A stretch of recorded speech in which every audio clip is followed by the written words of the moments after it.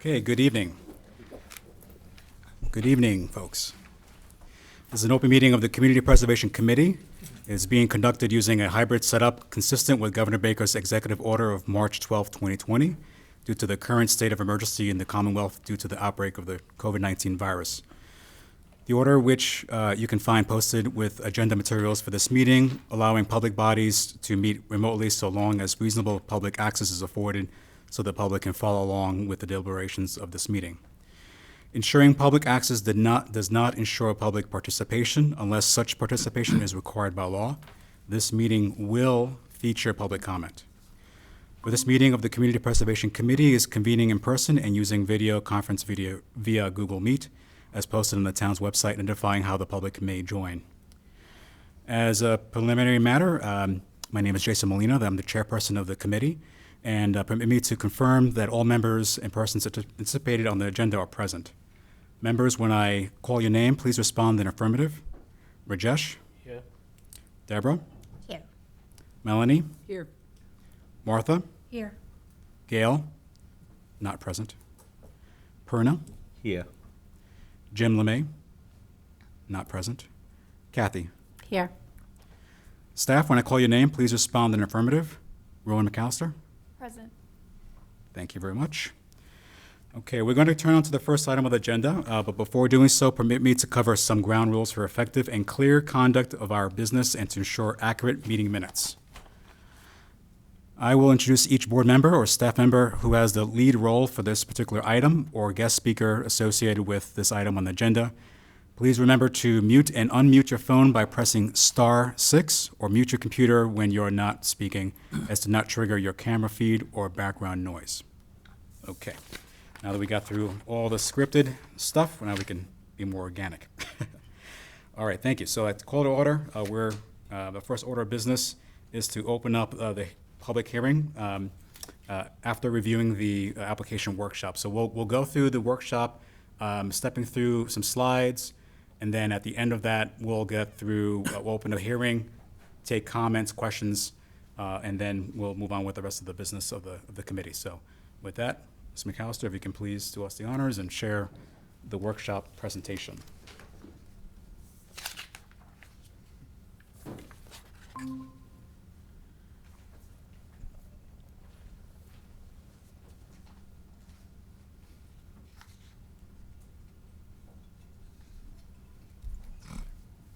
Can you see it on there? Yeah, I'm good. Yeah, just make sure it's up there. Okay.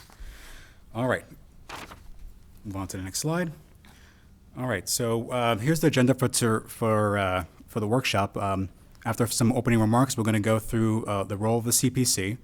We'll also talk about the community preservation plan. We'll talk about the affordable funds in this fiscal year, and then next we'll talk about how to request those funds. Next will be the timeline to cover some resources available to you, and then end with Q&A covering questions you may have or to hear you from in terms of projects that you're coming to the table with potentially down the line. So with that, we'll go into opening remarks. First, I want to thank you all for being here for the year of firsts. This is the first year of our application process, which means this is the first year where we're living it, you're living it, and with that, to the next bullet point, the road will be bumpy. So just to set expectations, again, first year for everything. Other than last year, we spent a lot of time getting the documents together, putting together what other communities have done, getting the best of breed across about the Commonwealth, and bringing this process to Shrewsbury. So again, first of all, feedback is welcome along the way.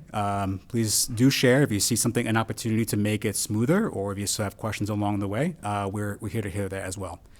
Next is the application workshop today is a time to share the process and hear preliminary project proposals. And then next would be is that the application workshop, unfortunately, is not a forum for CPA eligibility determination. So that's really a commentary actually for my members, the committee, and for the public to hear that tonight we will not be weighing in on your great proposal to build XYZ. We'll certainly talk through the opportunities that are there, if it's questions about how to interpret what's in the CPA legislation or the documentation, but we will not be making that determination tonight. Your eligibility form, when we get to that, will actually flush out the questions that we already have prepared for you, and when we review that, we'll have concrete questions for you to make that determination in the September timeframe. So next, just to be clear, we unfortunately will not have answers to all your questions tonight. We will certainly try. Any questions that we leave unanswered, we will take them back and get back to you in a timely fashion. Obviously, we're aware of our own timeline that we want to get you enabled so you can get this forward as well. Okay, so next we're going to step into the role of CPC. And so the CPC has a few key roles, and one is that the CPC on an annual basis conducts a needs assessment for the community preservation needs and resources and opportunities in our community, and then puts information into a document called the Community Preservation Plan. So we'll be talking about that tonight.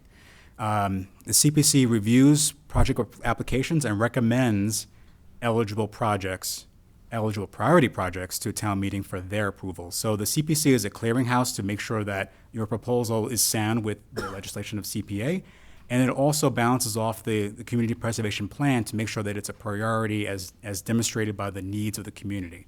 So if you recall, we had that public forum in April to hear, well, late March, I believe it was, to hear out the community preservation needs. We took all that feedback, including other planning documents that were created along the way, and really capture those needs. So we want to make sure that they marry up together. And then lastly on this slide, the community preservation projects are initiated and driven by you, the community, meaning the CPC, this body here, does not manage the project. So it will be incumbent on you to take that project forward or work with a willing partner that will see that project through. So certainly we can cover that. If you had an idea tonight but didn't know how to translate that into a project, we can certainly take your question tonight on that. On the right-hand side are just the members. I just wanted to call out that, as you see, we're, well, some members are not here tonight, but they're a 9-member committee. And we do have representation from the Conservation Commission, Historic Commission, Housing Authority, Parks and Cemetery Commission, and Planning Board. And the balance is made up of at-large members. So there are members to speak to each of the aspects of CPA. So that's something that this way there's support to help hear you out in your proposal. Okay, moving on. So now onto the community preservation plan itself. I think I have some opening comment there. If you go to the next slide, yeah. So first, the CP plan, as we'll just refer to it here, captures community preservation resources, needs, and goals. It highlights the CPA allowable uses. So there's a famous chart. We're going to cover that in a moment, just to kind of look at that for a second about what is allowable under CPA legislation. And it's updated annually. So we'll cycle back on the needs of the community somewhat later in the fiscal year. So that's about March, April timeframe in 2023.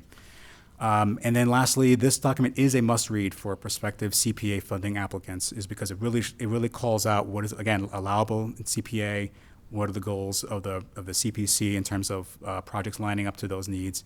And yeah, from there, let's dive into the CP plan. So next slide will be just calling out that we're going to open up the plan and step through that. Would you like to go straight to the DOR page? Or would you like to scroll through? Let's scroll through, Okay. yeah.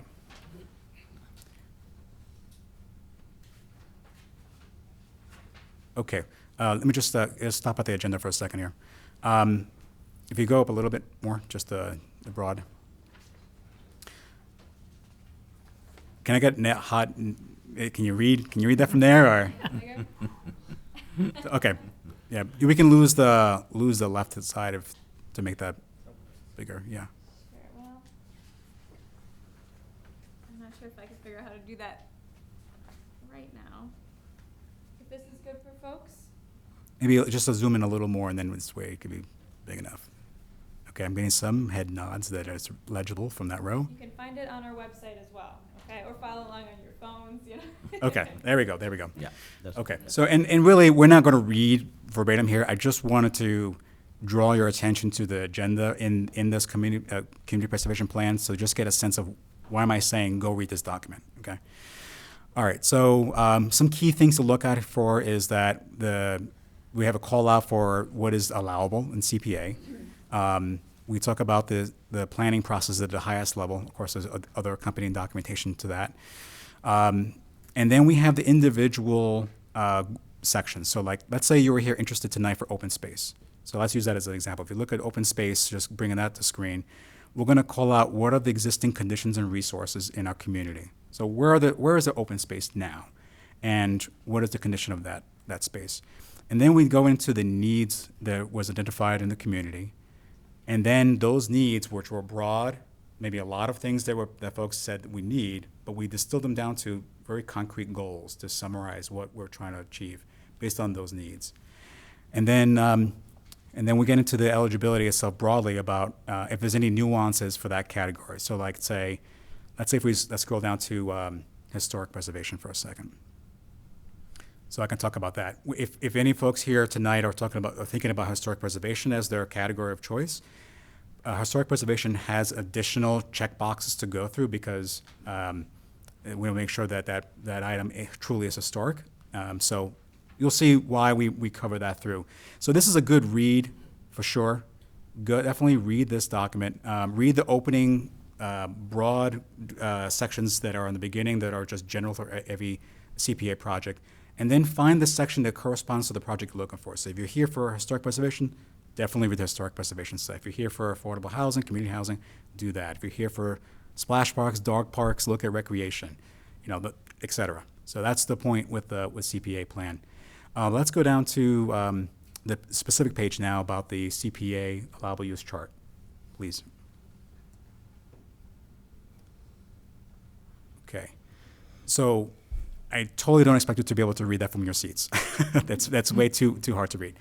But this one page is definitely one that you probably want to print out, make that part of your booklet as you gather all your materials for your own project understanding, right? And keep that with you because this really will speak to you in terms of what is allowable. On the top, I'll just call out on the top are the categories for CPA like open space, recreation, historic preservation, and affordable and community housing. There's some legalese underneath it to give you to really call out intangible words that are very helpful to you about what is allowable from CPA legislation. And then a key thing here is on the left-hand side, well, what is it you're trying to accomplish? What kind of project is it? So are you trying to acquire property? Are you trying to create something? Are you trying to rehabilitate, is that preserve? Yeah. Are you trying to preserve something? Are you trying to support something? Or are you here to rehabilitate and restore? So those keywords will be very important to you in terms of what it is that you're trying to do. I'll call out here now that one thing that's not on that left-hand side is maintenance. Maintenance is not an allowable use under CPA legislation. So we'll keep talking about that as we get further into the process. Okay, I think we're good with the CP plan, and then we'll move on to the next part of the agenda. I'm sorry, the PowerPoint presentation. Okay, so let's talk about the available funds. So in fiscal year 22, which is where we are now, town meeting in May had approved funds for this year, which is what you're tapping into really for next year. So these monies are what are the balances as of what's currently there now, but you're actually technically looking for monies in the next year. Anyways, this is what's in the bank right now.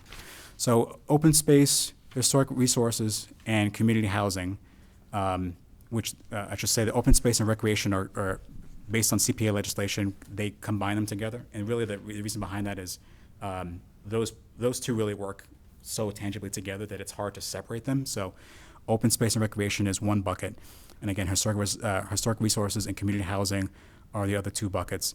And each of them were allocated $404,621.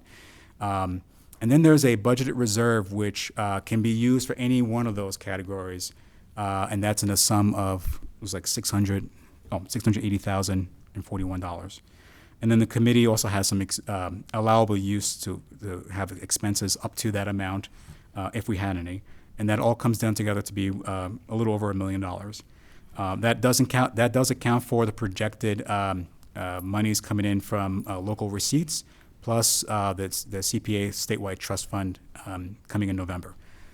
So that's a sizable amount of money. So certainly the key thing to call out for this balance that I wanted to tell you about is that the CPEC is going to be submitting a balanced budget. So you may have a lot of requests, and you may say, well, what I really need is $2 million. Well, if it's not in the bank, then it's hard to kind of move that forward. So that comes to the second point, which is if project funding requests must not exceed available funds in the given year unless a debt exclusion is being proposed. So if you're looking to create a bond to say, there's a parcel in town that it's being sold for $10 million, and we don't have that kind of money in the bank right now. Let's really get a bond issued around that. Of course, that's a big ask. So that's really something we will have to have a lot of conversation around that, and probably a lot of folks down the hall to discuss that piece. But anyways, if you have that idea, let's talk. Right, the sooner the better. But for everybody else, if it's not a debt exclusion, then the monies have to be carved up amongst the project proposals that are recommended based on the monies that are there. Okay. Let's move on to the next thing. Okay, how to request project funding. So that's going to get into the actual application process itself. So I wonder if we can please look at that.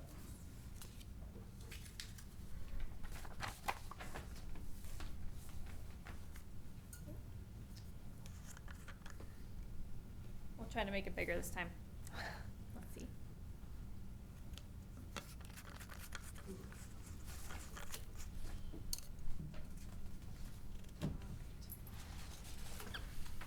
Okay. Apart from some opening remarks you'll see in the introduction, what I want to call it here is that there is a two-phase approach to this. The first phase of the process is an eligibility check. We want to make sure that your project proposal is in line in spirit of CPA. So we want to make sure that you're not wasting your time moving forward with a project that's not even allowable but just by CPA legislation alone, let alone our own individual thoughts about prioritization. So we'll get through that eligibility check, and that's really the first step that you're going to be seeing in terms of what we're driving. It's from a timeline perspective, the urgency to get something in by an application form for eligibility by September 1st. So we'll cover the timeline. I'll just keep saying the same things as I keep going through here. Phase two will be those that make it past eligibility will then get into the full application process, and then a project review, and then finally waiting for town meeting to say yes or no on approval of your project funding. Okay, so if we can go down to the next page, please. Okay, this page here we'll be talking about what is the CPC looking for, right? In terms of what's our guiding principle, how to review project proposals. These are directional based, and certainly we can't anticipate every single project proposal that the community may be coming up or departments may be coming forward with, but these are the guiding principles. I'm not going to drain the individual elements in this page, but just wanted to be upfront. This page will talk about how we're going to operate in terms of reviewing your project proposals. We get to the next page, please. Okay, this one I'll talk through because it really gives a high-level picture of the timeline. So it's broken down to two phases, as I said. The first phase being those first three steps here. Roman, if you could just zoom in just a couple clicks in. Okay, actually that's good. Yeah, there. Okay. So the first step here is that you're here tonight, right? The application workshop. It's certainly folks that are receiving this as in a recording. The workshop was not a requirement. It's optional. It's just if folks were here to be able to take advantage of this meeting, they're here tonight. Otherwise, everyone is open to see this recording, access the content that's posted online on the CPC website, and move forward with reading the community preservation plan this month, because that leads you to the next thing, which is the project eligibility application, and that's due September 1st. So from there, the CPC will meet in October, and we will be reviewing your project proposals through the eligibility lens, and then notify you back if that passes. From there, you move on to phase 2. And to phase 2, we will talk about the project funding application that will be due in November. Again, we'll have specific dates as we get further in this document. So November, applications are due. December, the committee will be reviewing them formally in an open meeting setting. And then also, we will be hearing from you, from those that made it to this stage. We'll be having a formal presentation. You'll come before us. You'll a few slides. We might have had other time with you formally if we needed to do a site visit, et cetera. But formally, everyone's going to be going through it for at least one presentation in front of the committee. So we can also get public feedback as well at that meeting from for folks. Okay, from there, the CPC will deliberate in February, and we will take a vote on recommending projects to the town meeting. So again, it's a recommendation. The CPC is not an authority to say yes to a project proposal. We will just be recommending these projects to move forward. However, this is an important step to get through the CPC because projects cannot go straight to town meeting to be approved. They have to clear the CPC in terms of is it allowable and does it meet the needs of the community. So it is an important step. Okay, from there, it's your usual business. If you're familiar with town meeting, warrant articles are created. They become part of a warrant. They become reviewed by the Board of Selectmen, soon to be Select Board. Then the Finance Committee gets their weigh in on recommendations. Both their recommend or not recommend, or they're not fixed. They're not preventative, but they're certainly helpful in your process. And it's then goes to the town meeting. They're the authority to say approve for funding or not approve for funding. They may also have the option to reduce the amount of money that you requested. So those are kind of nuances you see as you read the document. I won't cover them, all those nuances here, but that's generally the top step. Okay. I do want to call out that if you do have, this is an off-cycle time-sensitive application.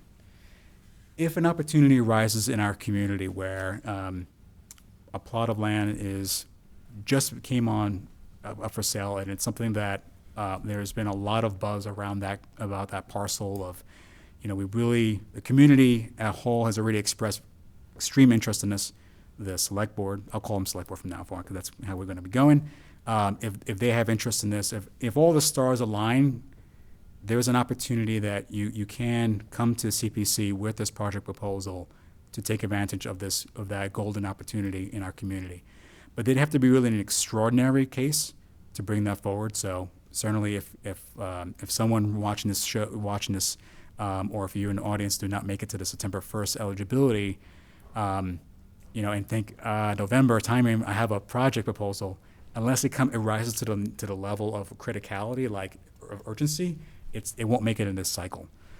Certainly, if you still want to chat with somebody CPC, we're always welcome to hear your thoughts through the Planning and Economic Development Department to at least express that you have something in the cooking and you want to get it seen by CPC. We just may ask you to wait a cycle into next year to get that going. So you may be just ahead of the game for next year, right? Which would be great, so that you're not rushing for September 1st this year.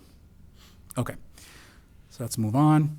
I won't step through every comment in here, but I just wanted to say from a document perspective, what we did here was we took that first timeline that I already just talked through, and then we further broke that down with a lot more words and what does this step mean and what does it do and what are some of the outcomes. So that is what you'll see as you read through the document. It's just a further elaboration of the same timeline we just talked about. So we're gonna skip that part. Certainly, if somebody has a question in the Q&A time and you really want to get into specific details, we'll come to that step and we'll start to talk about that. And again, we trying to kind of give you whatever appetite you had for detail. If you wanted to stick with the highest level, I gave it the highest level. If you wanted to get the medium amount of information, we just passed that. And here, Rowan is going through the most detail that we can possibly get in terms of the timeline. So it's the same thing. Don't get scared about it. It's the same timeline, just further elaboration. Okay, I think I drained that a lot. Moving past that. Okay, so now we get to the actual application itself. So this first one here is the eligibility application. Again, this is the one where we check to see that your project proposal aligns with CPA on its face value, that it's allowable, okay? And so I think this is the one we probably want to zoom in just one more click, please. And it is also, looks like we ran out of copies, but hopefully folks have picked it up. I can print a few more if needed during the Q&A section. Okay. All right. There is instruction at the very top, and I will read that because it's important. So, and it's timely. 2 hard copies of the completed project eligibility application must be submitted to the town clerk's office by 12 p.m. on September 1st. So town clerk's office, if you're not familiar, it's close to the entrance. If you're not sure where it is, look for the signs or ask somebody where the town clerk's office is. Eligibility will be decided on or around October 3rd, 2022, with instructions on next steps.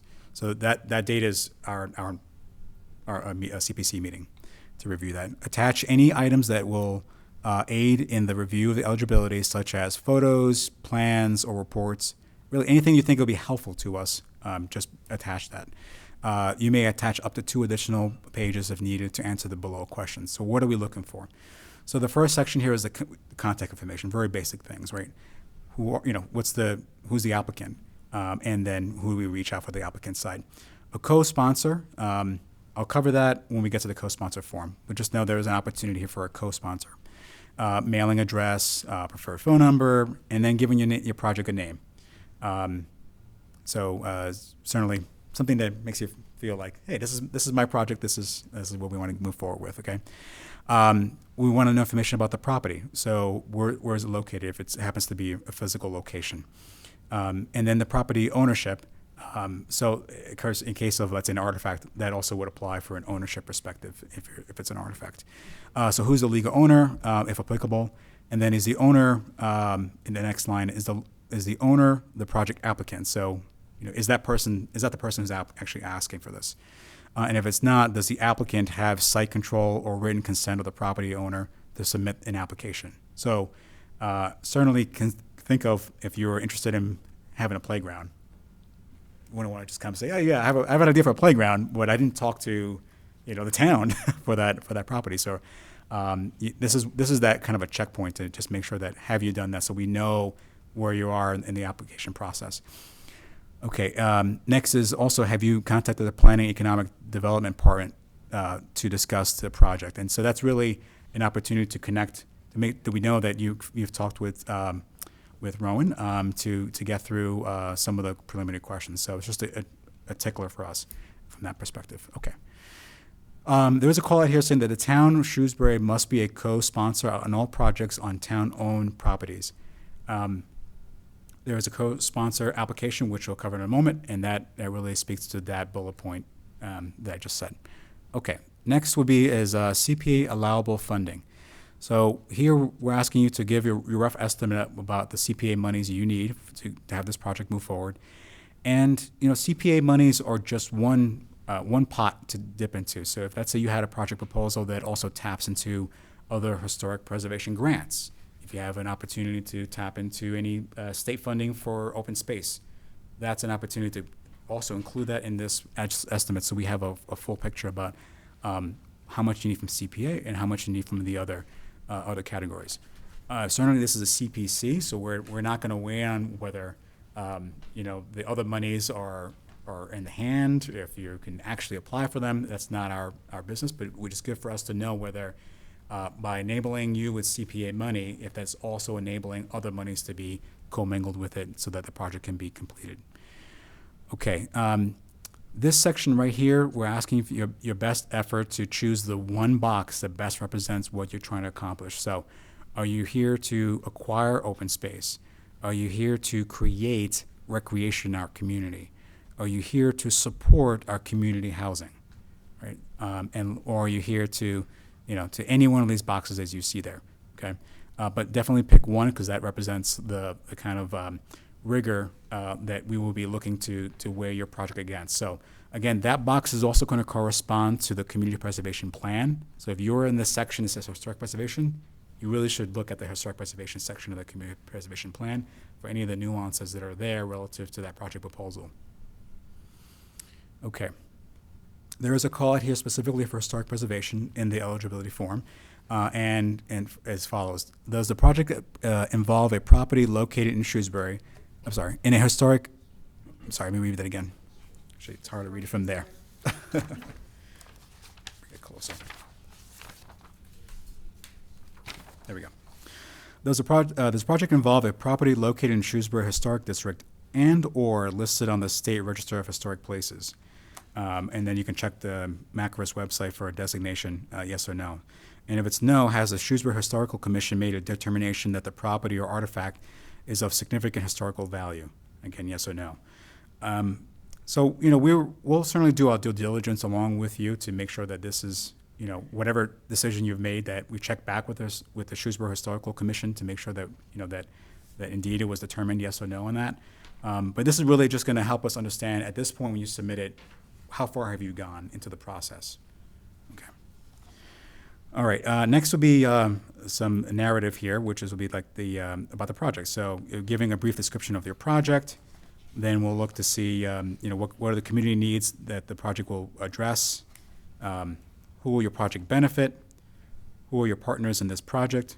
Meaning who is committed to being part of this project, and who would you like to have it at the tongue-tied. Who would you like to have at the table along with you to have this project move forward?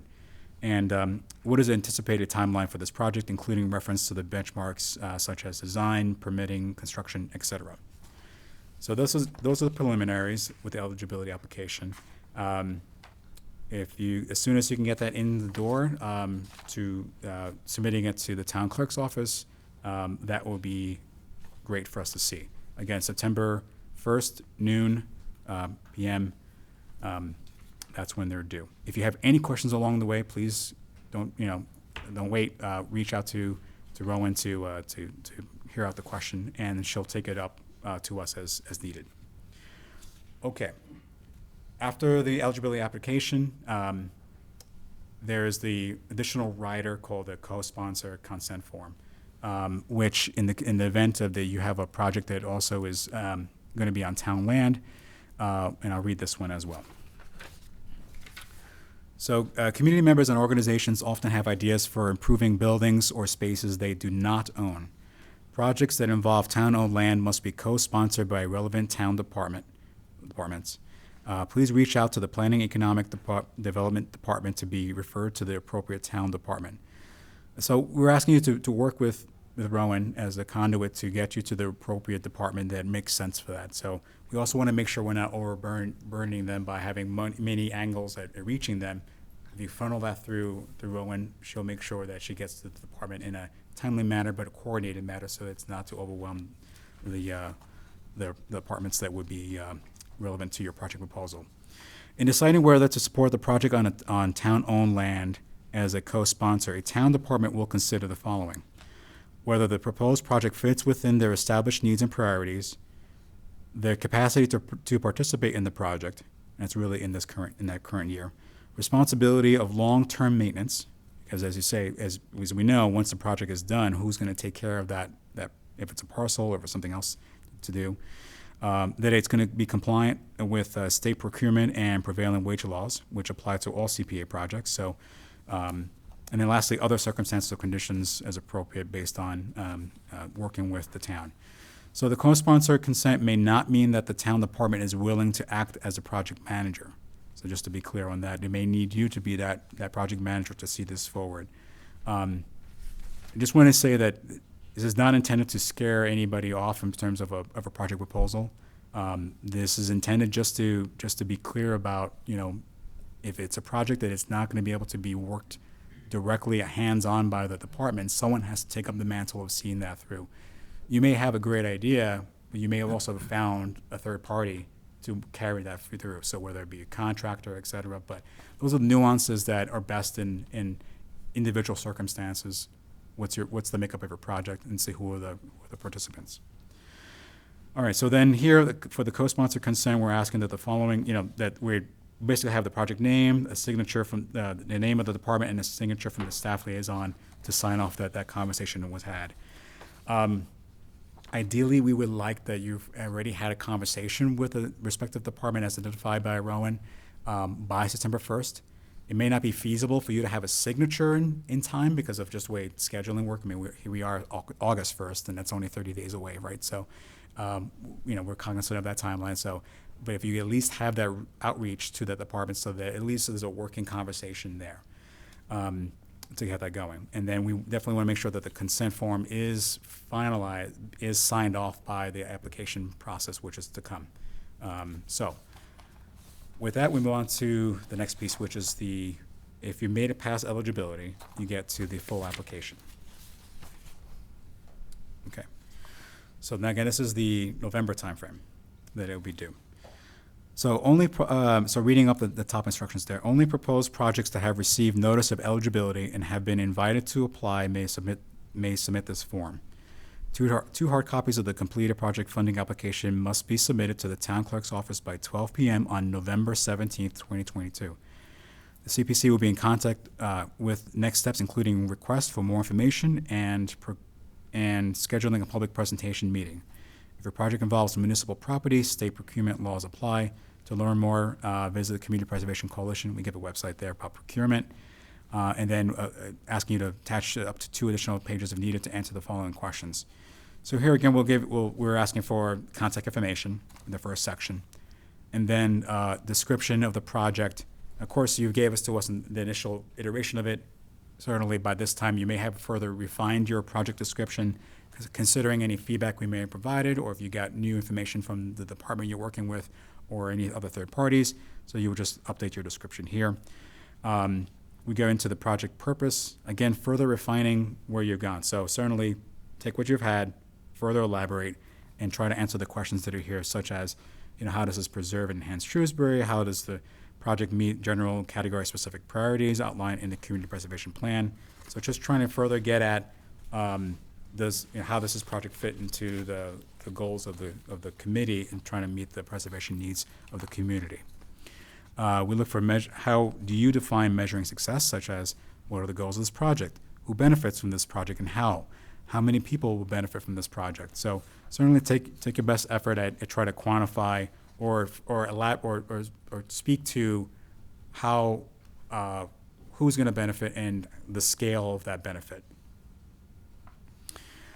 Financial, so how will the project be affected if it does not receive CPA funds or does not receive the full amount requested?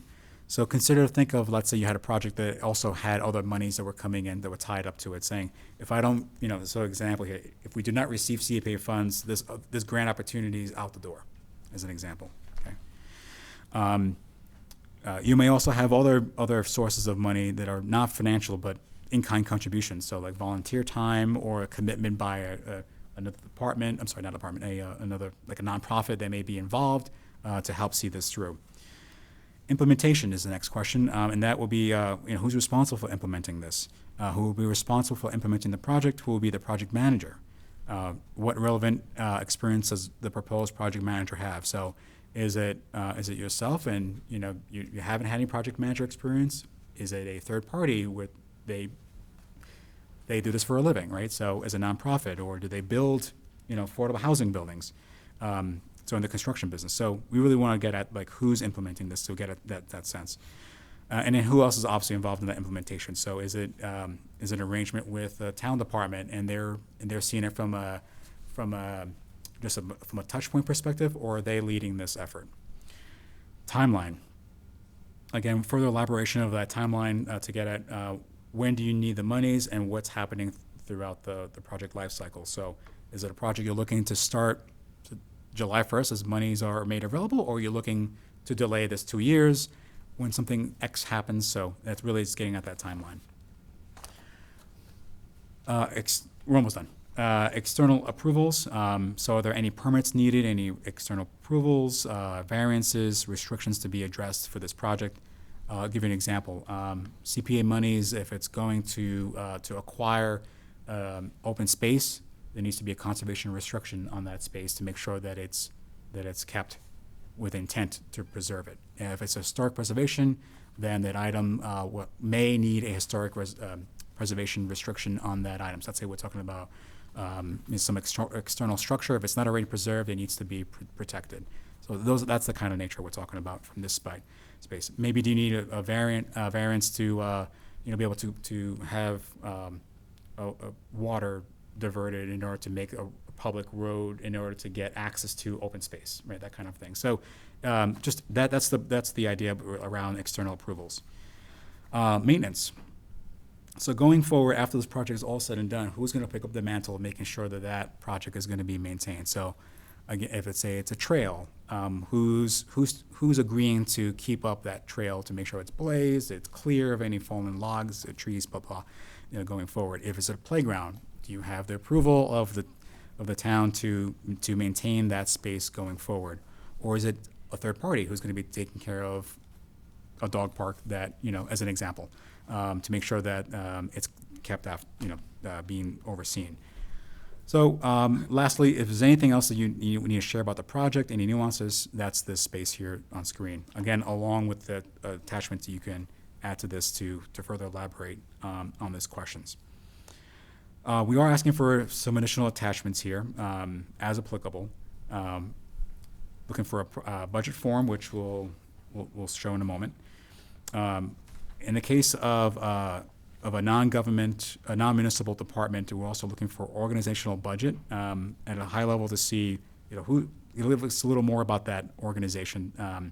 Is it a brand new nonprofit that there's no financial backing? Are we giving money to a nonprofit that just got started? And is there going to be good stewardship of that money, or is it being given to an organization that is well established, has financial backing, there's a proven track record that they're going to be able to complete this project, right? We want to make sure that the project is also successful with an entity that can perform the task. The budget narrative is the next bullet here, and again, it's just speaking to how the money is going to be used. Next bullet is the in a case of a nonprofit, what is the IRS tax determination form? Next is, and this is going to be a general one, letters of support. So, you may have great project idea for a splash park. Do you have letters from other folks in your neighborhood or the folks that are key people in our community that are really rallying around this? Have you organized a get-together at Dean Park where 30 people showed up and they signed this petition saying we would love a splash park? I'm giving an example. And that will be the evidences of support for a project proposal as an example. Next, a map of the property if it's applicable, and a couple of things here. Documentation that you have control over the site, such as purchase and sale agreement if that was the case, or an option or a deed for that control. And then any feasibility reports, renderings, or other relevant studies and materials. A lot said. Again, it really is going to come down to what are the nuances of your individual project proposal. If you're here tonight sitting as like, I have an idea, but geez, I don't know where to begin with all this stuff, right?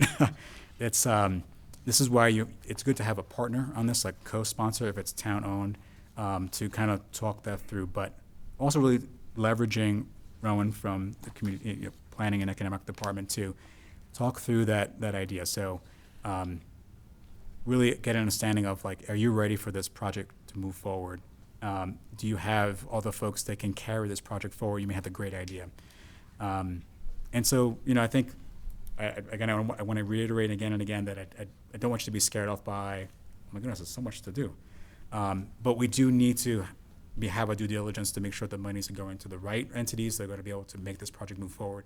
And after us again is going to be the select board, finance committee, and town meeting, and they're going to, if we don't ask the questions, they're going to ask the questions to say, hey, CPC, why did you move forward with this project? It doesn't have you didn't follow due diligence. So we want to make sure that we scrub these projects to make sure they're going to be able to carry forward, and best to have it in this setting than it is to be at a town meeting and then you only have, you don't have time to debate, right? It's just had time to approve in terms of why moving forward with this project and some questions. Okay.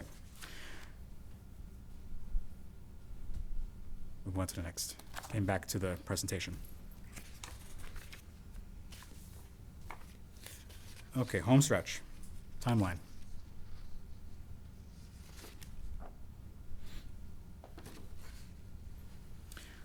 Okay, so timeline, you're at that first bubble right there, August 1st. That's tonight, and that's our workshop. But the eligibility form, as I've said before, September 1st is when it's due. October 3rd is when the CPC will make a determination of eligibility, and we'll notify those applicants whether you're eligible or not. There is an opportunity to have a caveat of pending eligibility if there's some questions that could be settled to make that go forward. So there is a middle ground there to kind of settle it. November 17th is when project funding applications are due, which is the full application in all its glory of all those things I just talked about, the narrative and all the detail, as best as you can. Again, remember that we just need what you know down on paper so we have something tangible to work with. So if we have further questions, we will certainly reach out after that date. It doesn't mean that every single thing, all questions done, no time for follow-up. There will be an opportunity to settle some things. But certainly, it's best to have as complete as possible.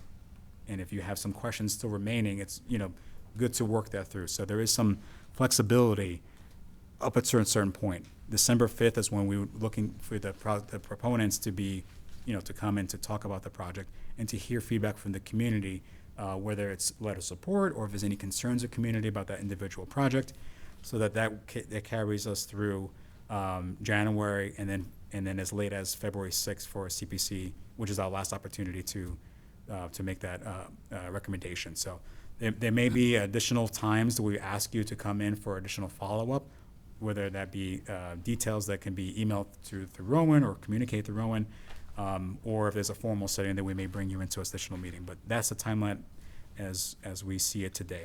Subject to change if there's anything that happens in terms of COVID or whatever other things that may happen to our timeline, but that's as we best know it. Okay. Resources. Resources available to you. If you have a question, comments, anything, definitely reach out to CPC through the planning department at the planning email address as you see on screen, or call that phone number. If the project is on town-owned land, do contact CPC, us to connect you with a relevant department for co-sponsorship. So you want to do that now. So if you have that idea in mind right now, like I have an idea to build a playground, make sure you contact Rowan tomorrow to do that, right? To get that conversation going. And then lastly, if you're looking to just generally understand CPA info, like not Shrewsbury specific, but just CPA general, and what has been happening in other communities, do visit the Community Preservation Coalition's website. That is the nonprofit that rallies support for CPA across the Commonwealth. They help communities adopt CPA and then enable CPA. And a screenshot there is on screen, but the website is on the bottom right there. Communitypreservation.org is their website for that general questions. Again, that group is not going to answer Shrewsbury questions. For that, reach the planning department. Okay, move on to the next slide. This is a picture of our current website, Shrewsbury website, the homepage. If it changes, kind of roll with it. The point is that I'm asking here is definitely do sign up for Community Preservation Committee emails and any other town department, quite frankly. Stay informed. Make sure you're alerted to when something happens in our community, whether it be health department news, whether it be planning department, select board, etc. Make sure CPC is one of your chosen committees to hear from, so that you're alerted if a date changes or if there's a meeting. Okay. With that, we're going to move into Q&A. So this is when I stop talking and you talk. 1 second, please. I do want to make that we take a formal vote to open public hearing. So just to be formal about it, members, can I get a motion to open the public hearing? So moved. Second. Okay, with that, we'll take a roll call. Rajesh? Yes. Martha? Yes. Melanie? Yes. Deborah? Yes. Perna, Yes. and Kathy. Yes. And myself, yes. Okay, the public hearing is now open. We will start off with general questions. So if we won't go into specifics about your project, what we'll do first is general questions, and then once we exhaust those, then we'll, if anybody has any specific things about their project, we'll talk about that. Anybody else who doesn't want to hear about individual projects can certainly, we won't cover any new topics. We'll just hear out those pieces. The remainder of our agenda tonight is just going to be other CPC business, boring stuff. Not the interesting part is about hearing your general questions first. So with that, if you have a question, please come to the mic so we can hear you recorded. People, folks on the screen, if there are anybody. If you can please state your name, address, and then your question, please. Chris Kirk, 40 Westwood Road. I just, there's a lot of stuff, but first of all, regarding having to comply with state procurement laws, does that mean that we have to put if, for example, you want to build something or renovate something which will require the work of a contractor, does that contract have to be let out for minimum bids amongst at least 3 applicants, blah, blah, blah, blah, blah, blah, blah? Or can we just approach John Smith, the carpenter, the mason, the whatever, and say, John, we'd like to, what do you think you can charge to do what we want done? Can we hire somebody? At this point, it's my understanding that any projects on town-owned land would have to go through the procurement process, of which I'm not an expert in, but you would have to follow some of the steps that you outlined if the cost of the project required it, right? Because of those procurement laws. If it is on non-town-owned land, it's my understanding that it may not need to, but that might be something we follow up with the coalition as well about.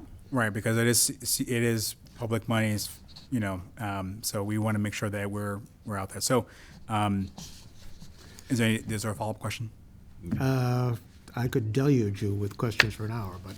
So certainly, if you have general questions, Yeah, we'll cycle through general questions that maybe the majority of All folks right. in the community might want to understand, and then once we exhaust that, then we'll get into project-specific questions. Who, Okay, Mr. Chairman, if I may add, again, whenever there's public monies involved, there are several criteria for that comes under open bidding laws. So there's a minimum amount for the project and things like that. So I guess if the project cost goes over a certain amount, it will be subject to that, and you have to follow those. I think I'm not an expert on that, but Okay. certainly I think somebody from the town side can help. okay, that was one of my follow-ups, Yeah, which is, sorry. who knows this stuff? That would be through the planning department. Yeah. We would, Could you name a person? well, if you're Mr. looking Bernie to Cahill? contact, if you're looking to contact them, I would always encourage to come through the planning department first. That's our preferred method, and actually it would really be required. So if you have questions about particular procurement, let's connect, and we can make sure your questions get answered. Okay? Okay, I well, think that's the Yeah, best. so Ms. way to McAllister do it. is the assistant town planner, Yeah. right? So, she is in the best position to hear the questions from anybody from the community and to take that and run that up through wherever it needs to run through to get an answer on that project. So, remember that CPC, a lot of the members of this CPC campaign to get CPA adopted. So we want to see projects be successful.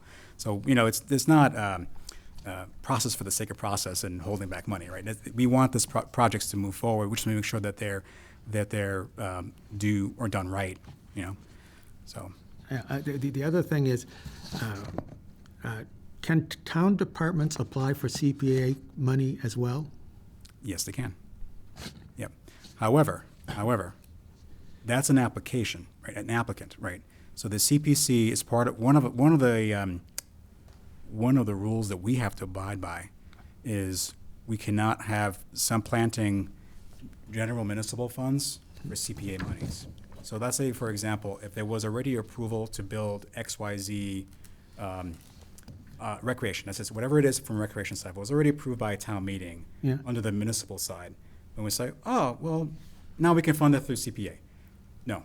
So that's something that we would be very cognizant of, to check for that, because we cannot supplant municipal funds with CPA funds. So if it's something that's already planned for municipal side, we cannot move boxes around, right? We can't say this is now the funding source. So it has to be net new, unplanned, new stuff, value add to our community. The caveat there is, is it replacing something that would not have been replaced otherwise? Yeah. So that's where we have to be, we will be looking through that, saying, what is the intent of this project? What are we doing here? Okay, and the last question I want to ask is, where do we learn what a project manager does, what his responsibilities are, what his liabilities are, blah, blah, blah? I mean, for a small project, for example, you want to, I don't know, make a little playground for kids. You want to put in swing sets and a slide and whatever. You don't need to hire Bechtel to manage your project. This is going to be almost nothing, so. Well, the project manager is really just a contact, right? So it doesn't mean that it has to be a formal project management company that this is what their expertise is, right? It really is a general term about who's going to take up the mantle of making sure that this project is moving forward, coordinated. That if there's a site visit that's happening, if there's delivery of materials that's happening, so just who's that responsible party who's going to be on the ground taking care of that. That may be let's say an artifact that's being preserved, right? Yeah. You don't need project manager in that sense would be who's the one contacting the preservation company to make sure that when does this document leave? I'm totally making up these examples. Yeah. The vault here at town clerk's office going to the preservation group. They're coming at 4:00 p.m. on this day. That's going to be shipped by FedEx. Here's the tracking number. All those kind of details. So it's really in the broad-based terms. Yeah. It might be an actual affordable housing building that's being built. There you need to have a project manager, right? So it's a loose term. Does that help?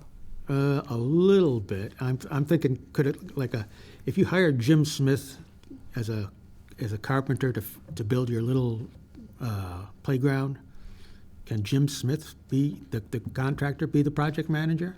Or does it have to be the applicant or some town officer? Or We look for who is the responsible authority for that nitty gritty. So it can be, it's however the applicant has worked with who is ever going to take up that piece, right, the project management side of it, to coordinate that. So maybe you have an applicant who has just interest in this project. They worked with the department to move that forward, Yeah. and they may have contracted out to a third party to actually build the thing. Yeah. Right? So there you have three bodies, three entities, Yeah. right? And here's the name of the person who is responsible at that company to make that happen, right?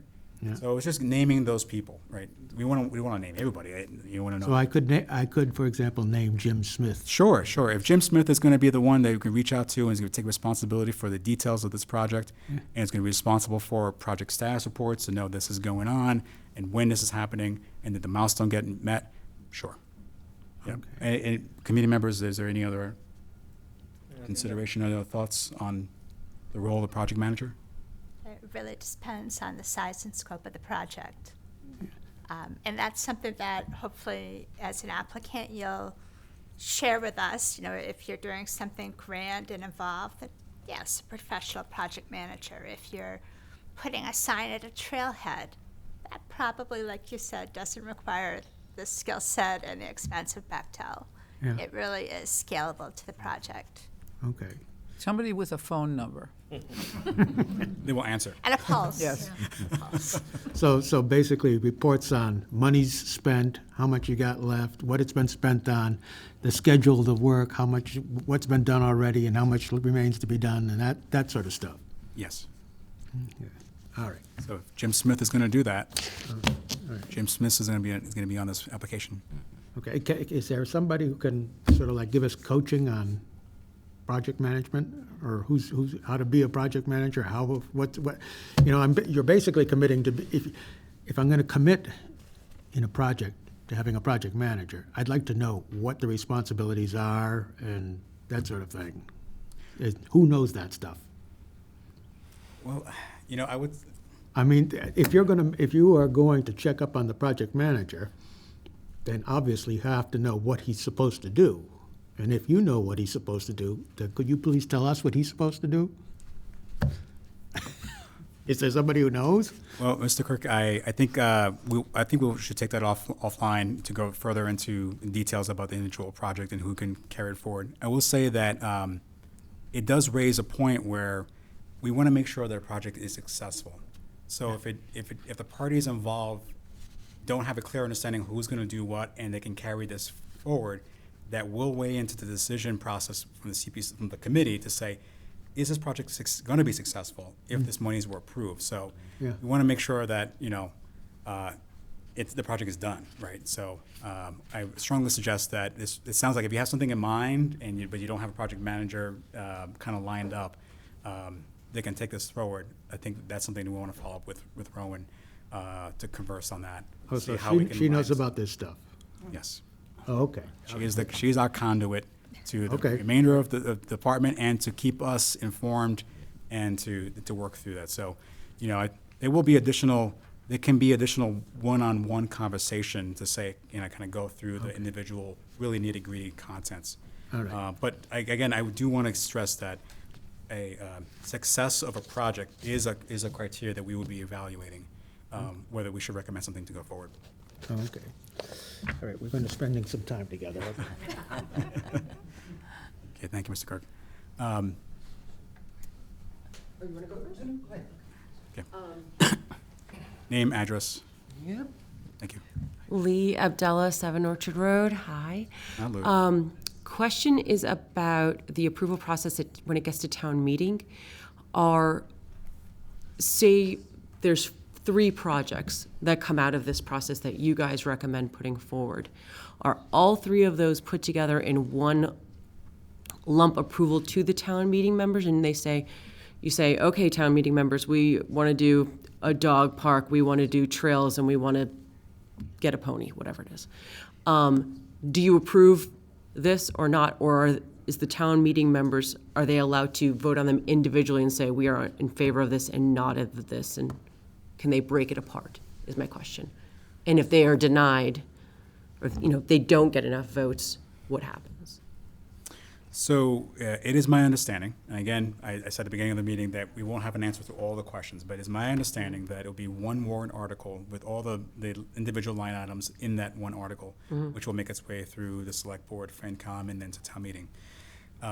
We do know that town meeting has the authority to approve the top, what you asked for in terms of the amount, say, the allocation of $1 million, or a amount less than that. Right, or not at all, right? But they can exceed it. Can they go into individual line items? And I believe the answer is going to be yes, because we do see that already as the other warrant articles, right? We look at the town budget, right? That's one article, but it's lots and lots of pages, right? And we get into individual, warrant article elements. So I foresee that will be the same process. That one article, many lines. 10 projects, including if there is no project for a particular category, the CPC has to at least make an allocation to the reserve budget of 10%. So let's say in a given year, there's nothing for historic preservation, it'll at least get 10% of the monies that goes into the bank for that particular category. Cool. And then the balance goes that. So, and if town meeting says, that line item, no, not funded, then that money that was allocated for that we recommended for that individual project will just roll into the reserve fund. So all the monies will stay in the CPA whole. So yeah, I think in the roundabout, I think I'm answering your question. Yeah, no, I got it. You I hear can- you. An individual We're good. project. Everybody could good? Good? Okay, Yeah. very good. Yeah. Thank you. Thank you.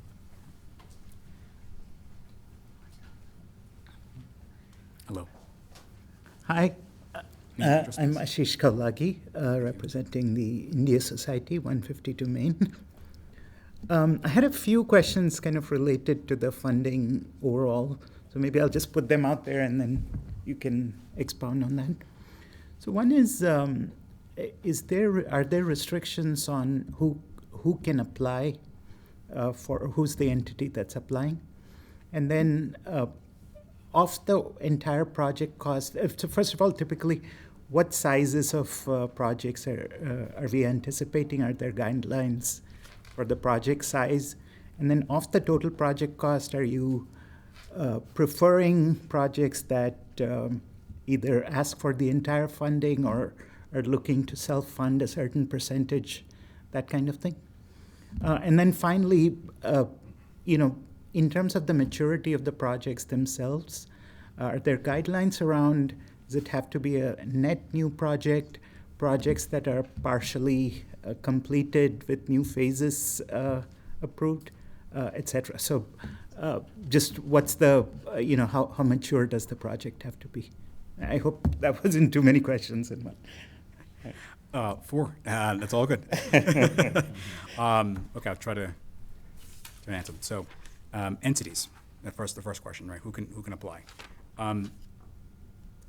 We strongly encourage folks that if you're an individual sitting here with an idea, we want you to work through an organization that's going to be able to carry that through, whether it be a town department, especially if it's town-owned land, right? That's a given, right? And through Owen, we can connect you through somebody that may be, aligned to, let's say there's a group that is going to be able to carry this forward and they already express interest in this space, that might be a willing partner on this. So really have we identified those entities that can do this work, and kind of getting through that. So I won't be able to answer that one specifically. If you're thinking that India Society may actually be the applicant, I'd say that's a point we should kind of connect offline on that, saying what is the tax status of India Society, the organizational budget is your space. Anything else you think it'll be? Nonprofit entities have in other communities successfully applied for CPC funding. And it's about the project. We do ask a nonprofit entity to share their organizational budget and a little bit more information so that, as Jason said earlier, that we know that it's within your capacity to successfully complete the project. And just like any other project, how does it benefit the community? Does it align with the priorities and the needs identified in the CPC plan? But absolutely a nonprofit entity could. Cool. Yeah. Okay. Okay with that question? Perfect. Okay. All right. Then, if I got it right, you're talking about the size. Is there a guideline on the size of a project? Right. Just in monetary terms. No. There's no guideline. Small to large. Everything from the smallest effort to the largest effort, as long as, one, there's money there, unless you're looking for a bond, which is a big deal, right? To have that paid over annuity to pay that now and then amortized. But apart from that, you're really working through the amounts that are in our set up for this year. Small projects, large projects, again, whatever is available. But it has to be eligible for CPA fundings, right? So there you go.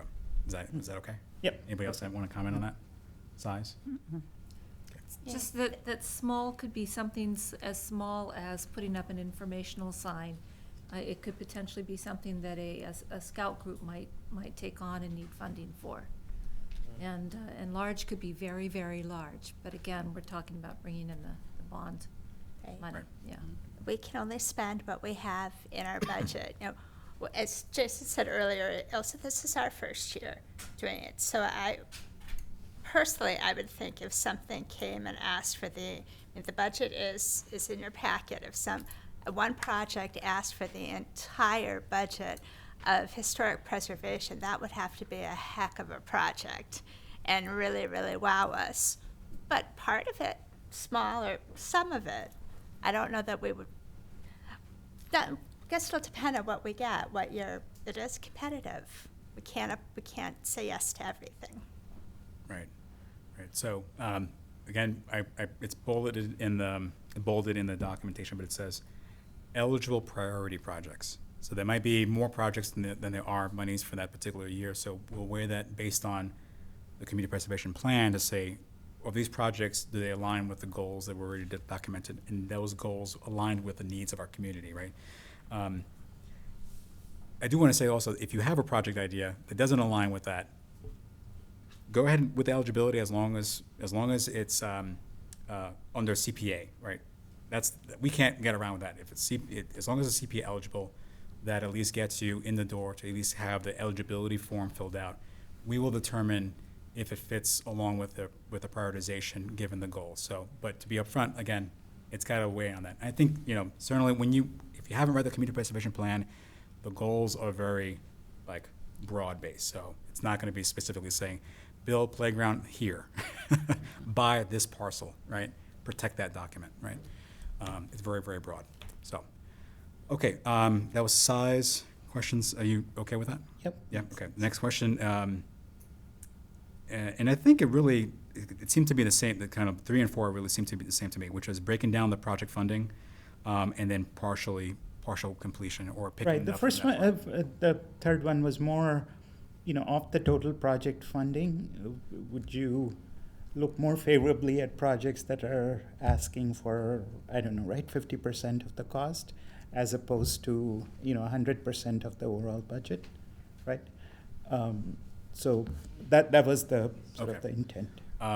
Well, certainly, we like to take advantage. I think for myself, how I would view it is I would like to see that if there's monies from outside of CPA being taken advantage here by this project proposal, I think it would be best to encourage to take that opportunity because it means we get more bang for our buck, right? And then after those opportunities, then what, right? And so kind of work it down from a priority perspective. At least that's my thinking, how I would weigh a deliberation of a project in terms of prioritization, right? So always good to take somebody else's money first before spending this money. Because as you see, it's limited, and we want to be able to be very efficient with the CPA monies. And- Jason, may I just Yeah, please. add, in some communities, there are projects that have been very successful because they have leveraged CPA funding to gain more funding. So, for example, you get $20,000 from CPA funding, and then that gives you another $80,000 from an outside foundation, if that's helpful. Yeah, thank you. Okay. And then lastly, you asked about partial completion. I think that's a nuanced piece that we have to get into the details about. I will say that projects, when CPC is working on recommending a project, it's looking for the perspective of monies from this fiscal year. So we will not be tying up saying, oh, I need $1 million this year, and I need $2 million next year, and $3 million next year, and expect that it's approved now. Every year is a new funding cycle. So you may be approved, any applicant may be approved for this next cycle, but it does not guarantee the following cycle. So we will weigh that in. If it's a multi-year effort, again, it's going to be about what is the success of this project continuing on that forward. So when we're dealing with larger entities, the success rate is, obviously better there, right, than it is with an individual that, Tom, Dick, and Harry is gonna just do this for now, but we're not sure if they're still going to be living in Shrewsbury next year to finish the project. You know what I mean? So there's really some wide range of to look at here. Is that okay with that question? Yeah, I think so. My question was more, some grants will expressly sort of forbid you, if you've already have, started the project, then you cannot apply for it kind of thing, right? You have to demonstrate, this is a net new thing. So I don't know if there's anything like that in here. I think that no. Let's go through the particulars of an individual project request to see how that fits out, because I want to understand that better. If it's something where if it sounds like maintenance, how do we take care of that? That It makes sense. Yeah. So let's get into the details about the individual project. Awesome. Thank you so much. Thank you. May I add Oh. just again one Yeah, thing? sure. And what I'm saying comes from a review of looking at projects in other towns, is that often projects are put forward in phases. So there is the overall design phase, and people will come and request CPA funds for that. And then there's the actual construction phase, and people will come back a few years later and request funds for that. I think that assumes that you start from ground zero with the project. I don't know that if you've already done that first phase, what happens with that phase 2 funding. I think that's maybe something that we need to sort out and might come from with knowing the details of what you're thinking about. Perfect. Okay. That's actually very helpful. Thank you. Okay, cool. Thank you. All right, is anybody else that'd like to be heard from a general Q&A?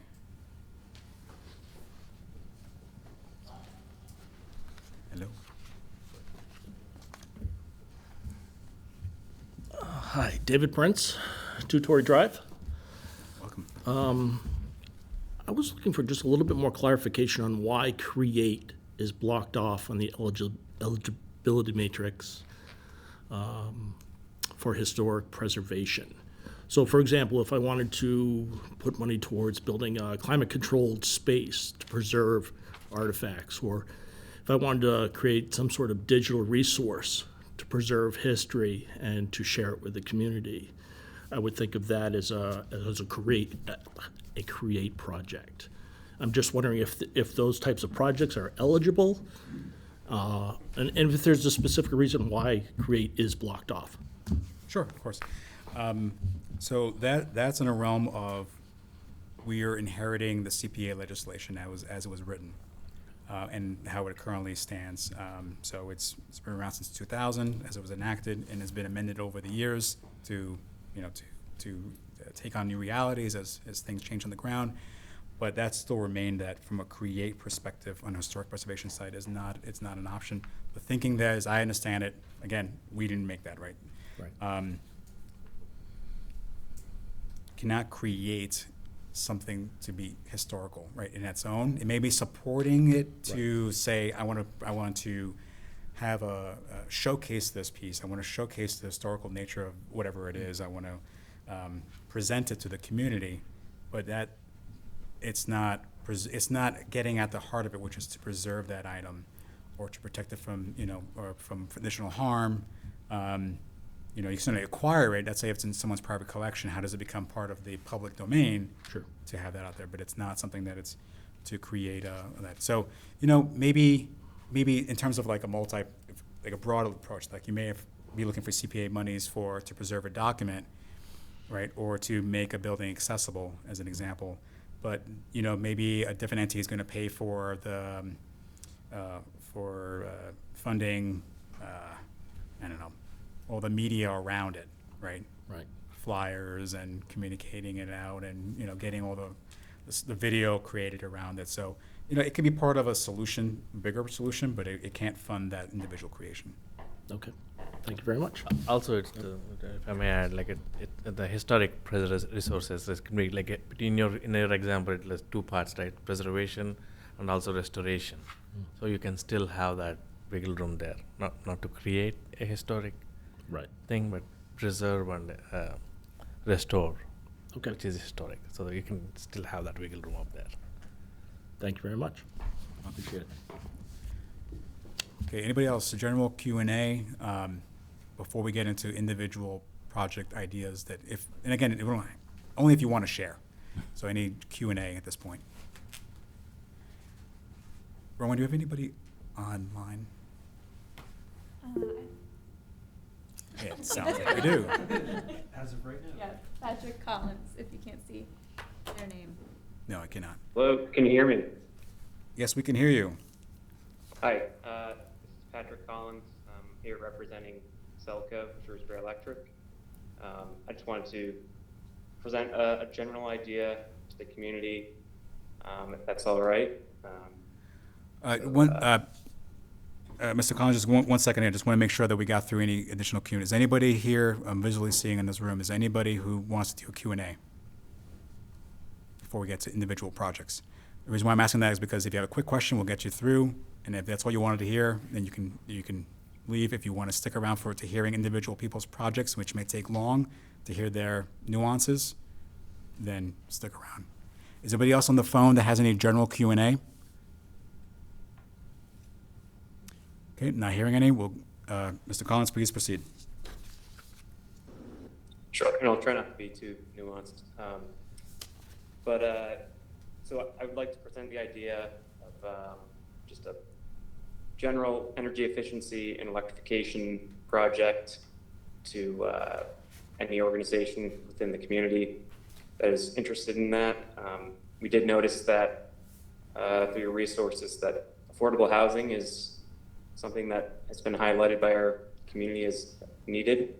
And part of that ongoing affordability is paying utility bills, and going electric can help lower those payments for those folks and also meet climate goals. So Selco is here as a potential project manager for something like that, head to toe, full electrification project, perhaps for something like rental property or a community asset. So, thank you. Thank you. So I'm hearing opportunities. Do you have committee members, unless you're hearing differently, is anybody hearing a specific question? Mostly a suggestion, looks like it's mostly a suggestion on electrification of the community buildings as a part of the project, or they can collaborate with the projects if there is. I hear them offering Selco as a partner or a resource for anybody with a project that might be pertaining to energy or efficiency. That's right. And Mr. Chair, may I add also, Patrick, if you'd like to connect, this is Rowan in the planning department. We can certainly work together, and I can certainly try to send anyone your way if they do come to me with project proposals that might be suitable for connecting with Selco on. All right? But that was my goal in making this announcement type thing. So thank you. Great. Great. Thank you very much for your offer. Okay. All right. Anybody else with a lot of folks here, so are you here to watch the meeting, or did anybody else have any particular project they want to dive into?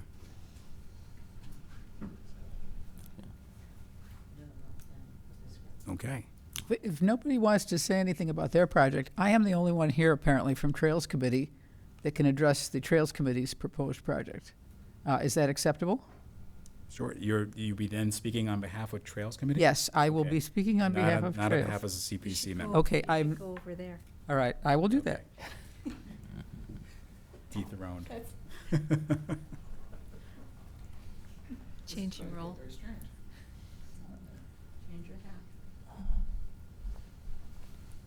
I'm Melanie McGee, a longtime member of the Shrewsbury Trails Committee. Address, please.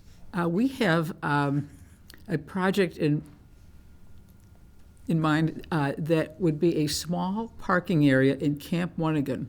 Camp Wonigan, for those of you who do not know it, is I believe it's around 45 acres of really wonderful wild land between 140 and Grafton Street, just to the north of the UPS facility, if you know where that is. It's got some wonderful trails.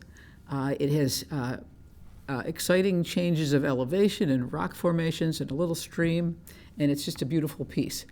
Unfortunately, there's no parking nearby.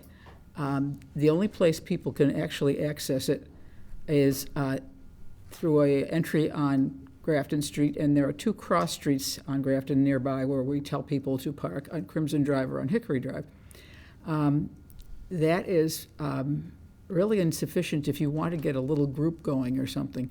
Trails Committee would love to have guided tours or group walks with some specific purpose and show off the park. And we have focused on an area that is on the east side of the park where apparently many, many decades ago there was a parking area. This was a former Girl Scout camp. I believe the Girl Scouts left in the 1970s and sold the property, and the town acquired it eventually. And so there is a spot there that is just made for a small parking area off of 140. So this is the project we are thinking about. It would require opening up a chain link fence that's there. I think there is actually a driveway that is in place already. and it would require some tree removal and putting down some gravel. That's pretty much it. There might need to be a little guardrail along the street side, but other than that, we figured that we could quite easily accommodate 6 or 8 cars, which would probably be adequate for most guided tours that we give, and would be a big help in opening this up to the townspeople. We have heard from a lot of people that accessibility to these parcels of open land are important, and this is like low-hanging fruit to us. This would be a very simple project to accomplish. The town already owns it, and it ticks all the boxes in our master plan and also in our open space plan regarding accessibility of open space. So that's the project that we are foreseeing and would like to pursue. We have not consulted with the town body yet, but we are in the process of trying to get an appointment.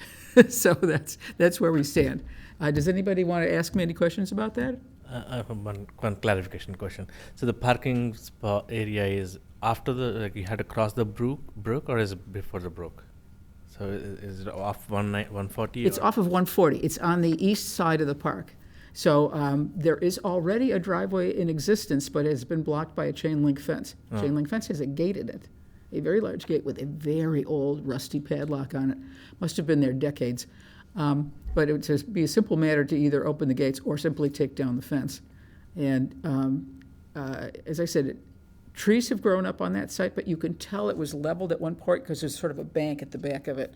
And it must have been used many, many years ago. I'd love to hear from any old Girl Scouts who might have been there in like the 1960s. If anybody knows anybody who has been there, I'd be interested to know where they parked. So it also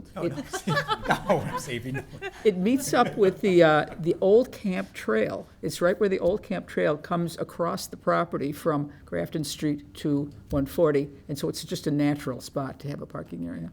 Yeah, there's a, You can't see the brook from 140. Right, I think it right. goes, That's so what I'm it's, trying to so it's understand. not, but No, you it's nowhere can- near the brook. You can see that area, so it's just north of the UPS facility where the employees come into park. Yes. Okay. Now, if you come in the other side, the Grafton Street side, you cross the brook, and you can see it from the yellow trail, which goes northward above the level of the brook, and it can be very scenic in its various incarnations over the changing seasons.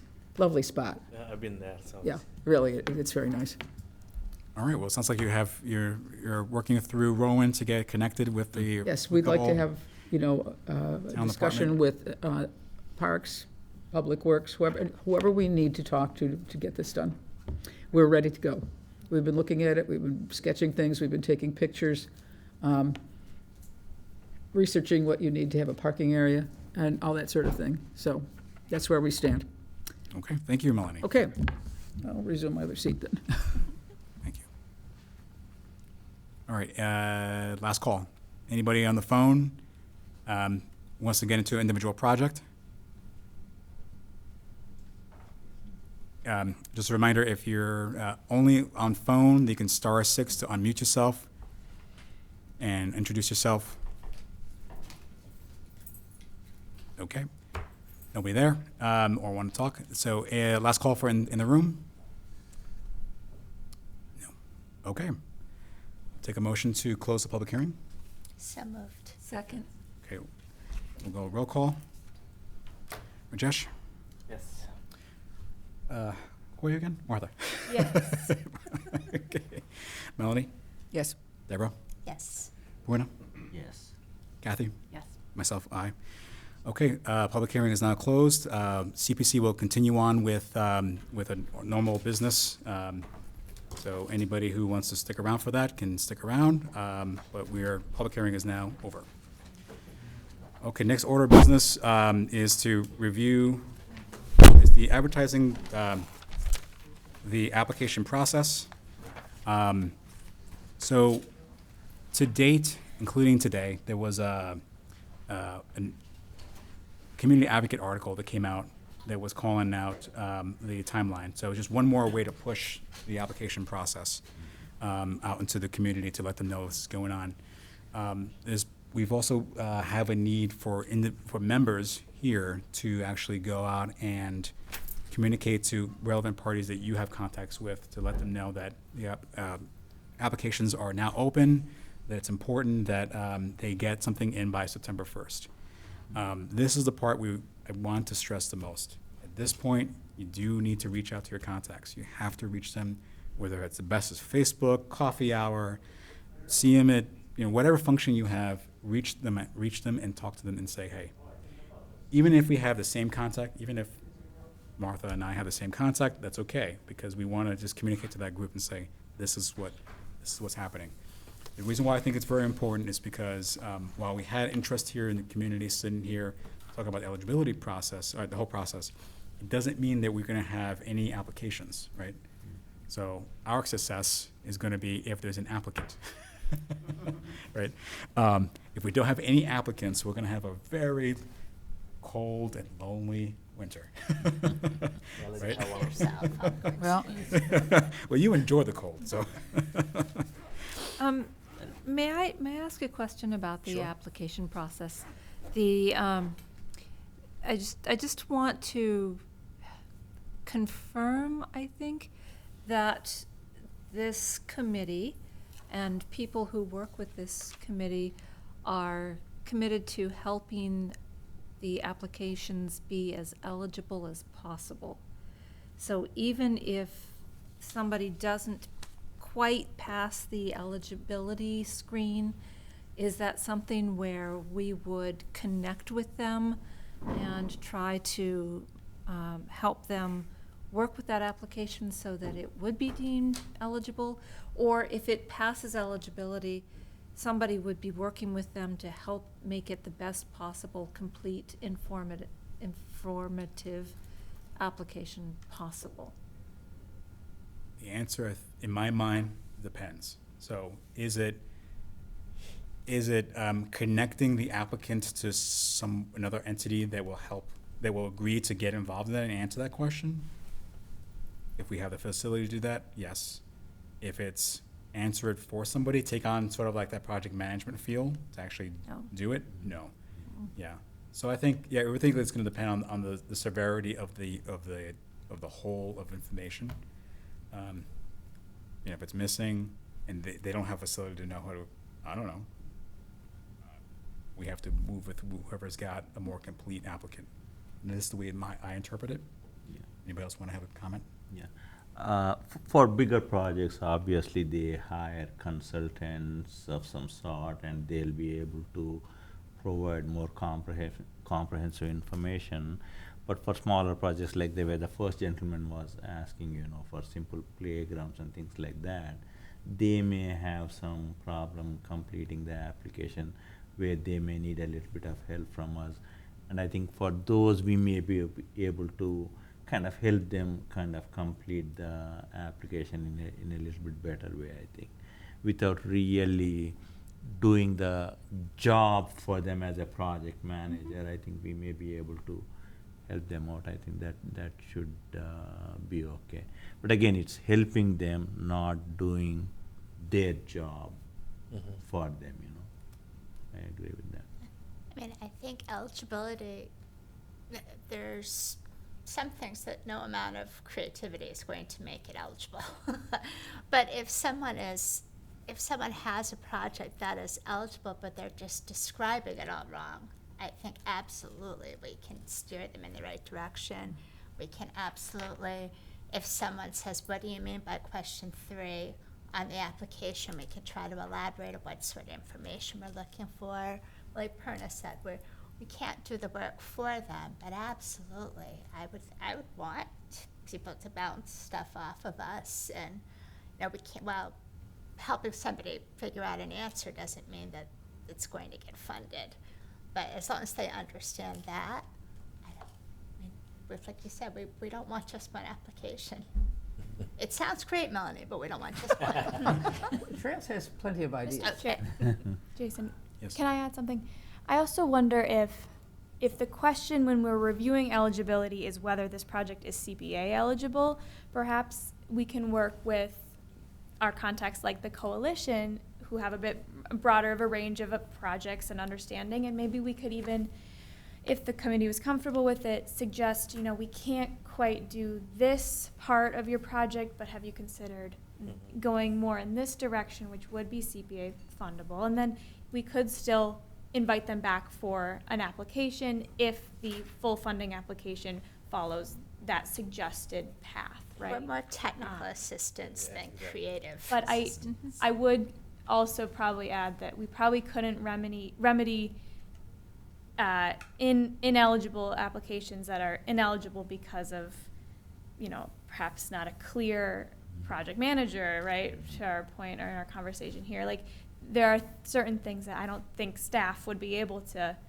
have the capacity to help through, maybe to the extent that's necessary to get that application fully eligible. Does that make sense? Yes. Yeah, That yeah. distinction as well? I'm a bit new to this, like that coalition that you mentioned, is that more of a technical assistance provider of sort for these project proponents? Yeah. Can they go talk to them?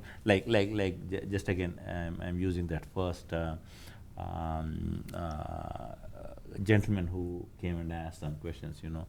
Can he or she go to these coalition members and ask for some assistance in filling out and that, or is that not the right one? No, I think, the coalition would be there.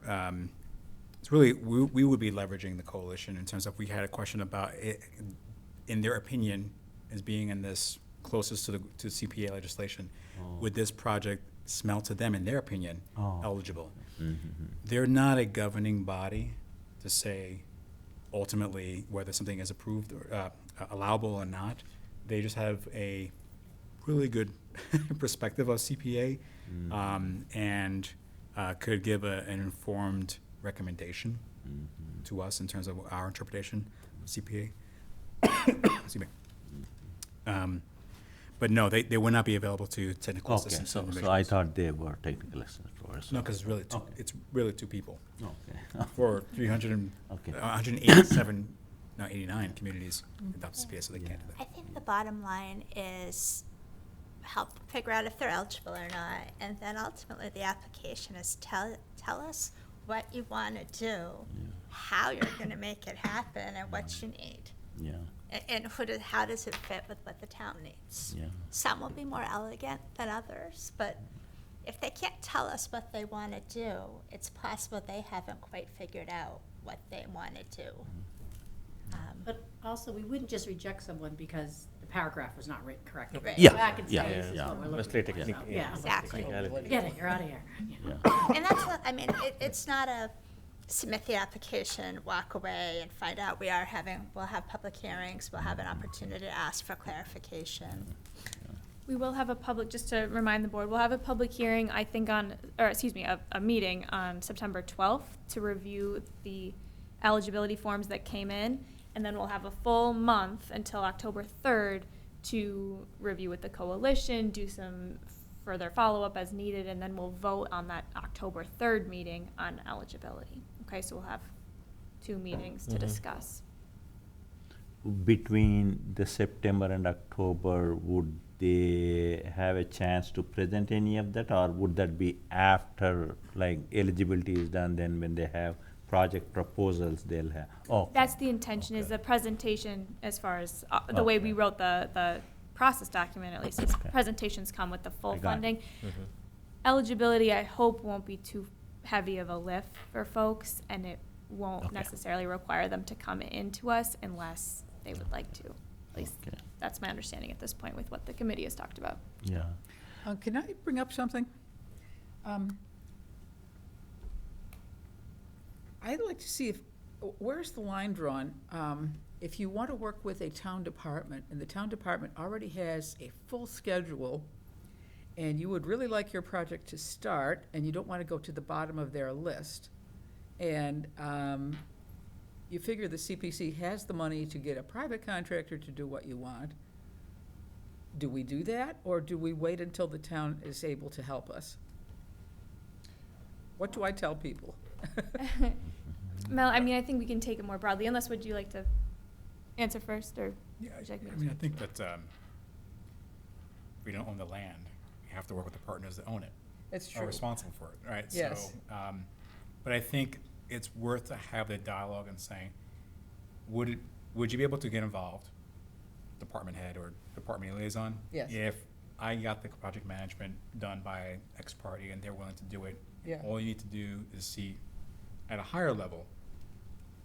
Yep. Just sort of sign they're off? Yeah. signing off on that, but I think it's going to be on nuance about what is that effort, Uh-huh. right? Because ultimately they're responsible for the care of our public lands, Yes, right? And so they have to be willing partner right, right. in some capacity. Exactly, and I'll just say, as a few co-sponsorship questions or inquiries have trickled in, they've been sorted into those two camps, and I haven't had much at all.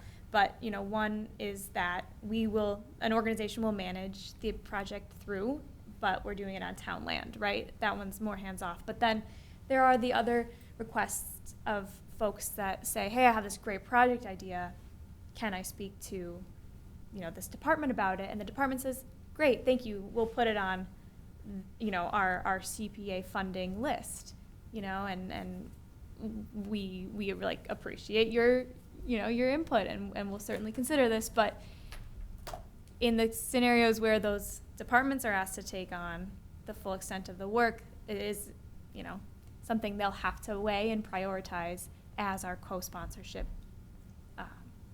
sheet does point out, right? They have to feel they have the capacity to manage it. Mhm.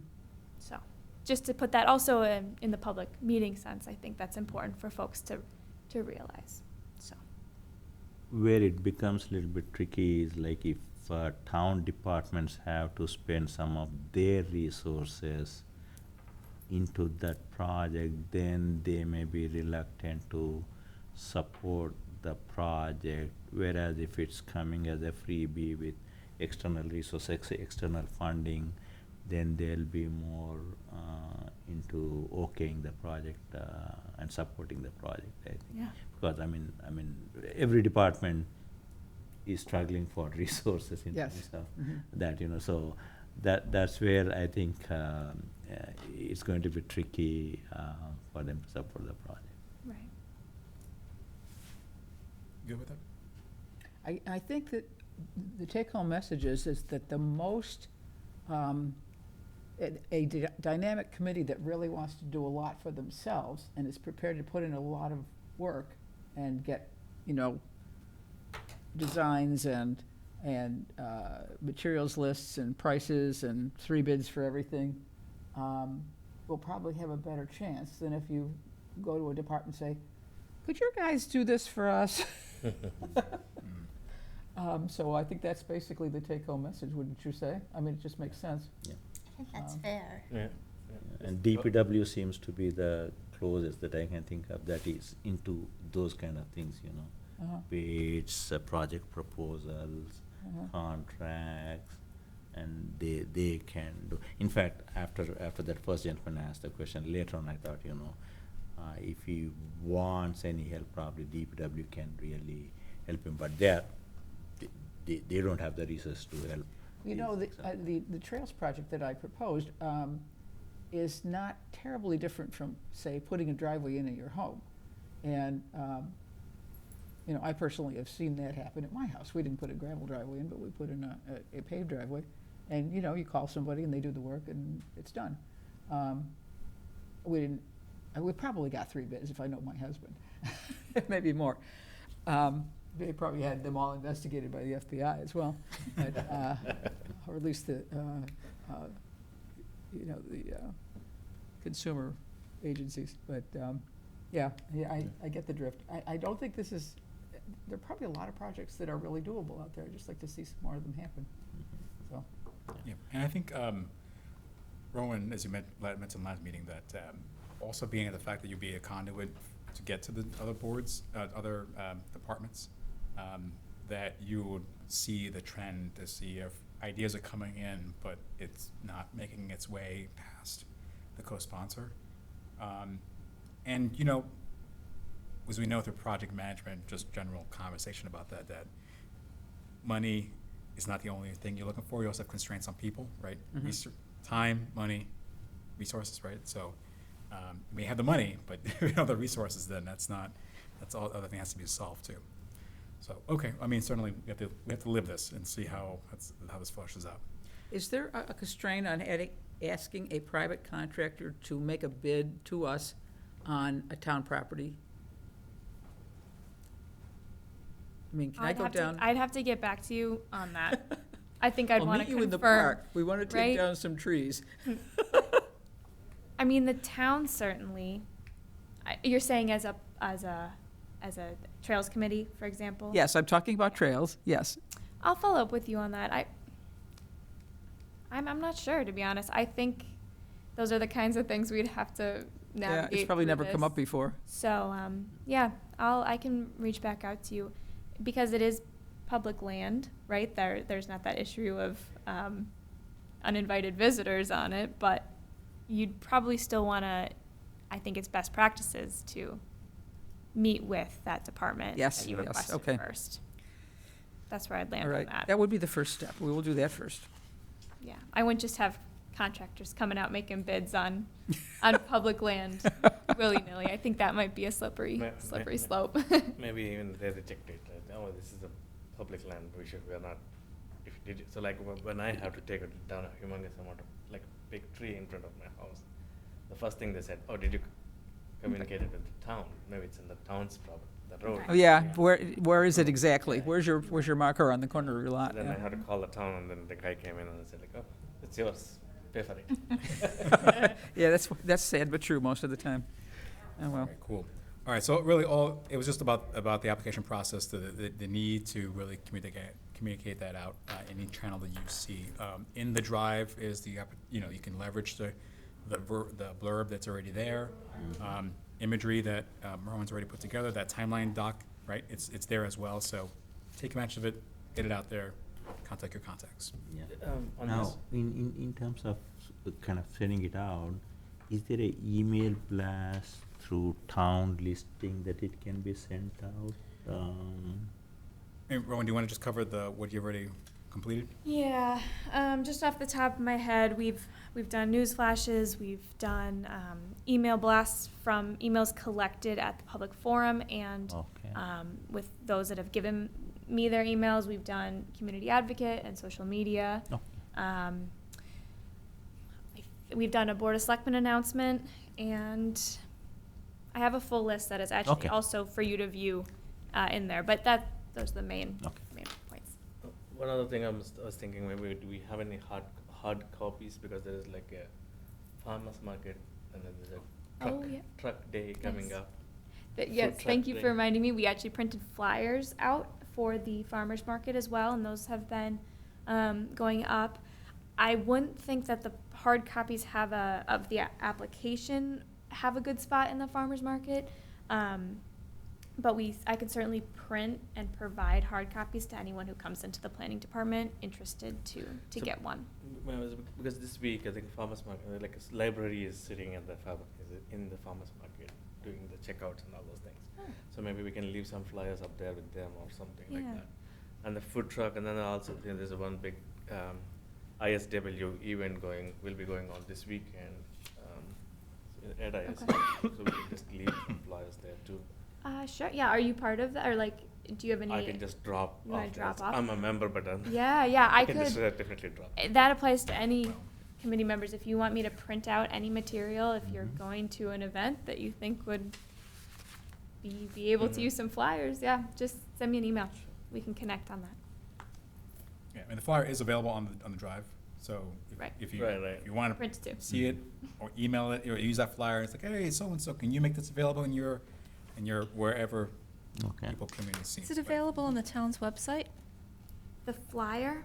Yeah, or something. Is there a landing page? I mean, you Is there a you flyer put on that the up. bulletin board when you walk in? Oh, boy. I don't think it's on the bulletin. I didn't put it there. We have a web page. Yeah. Have you been there recently? I No. added You put a a lot. ton of stuff. Yeah.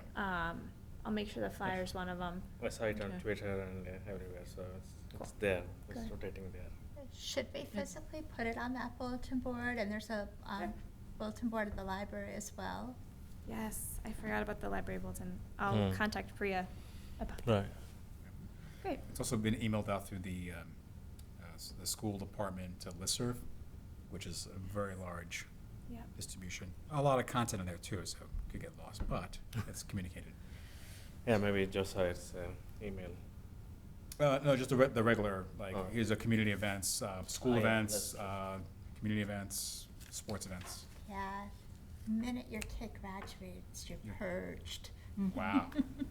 No, you're not. I am. I still get it. I don't. I was purged. That's weird. Hmm. Maybe that's a hint. All right. Anything else on that topic before we close in on closing up? Okay, moving on. Next one is review and approve minutes from July 11th and the 20th. We'll take the first one, July 11th. Are any comments, questions about the minutes from July 11th? Okay.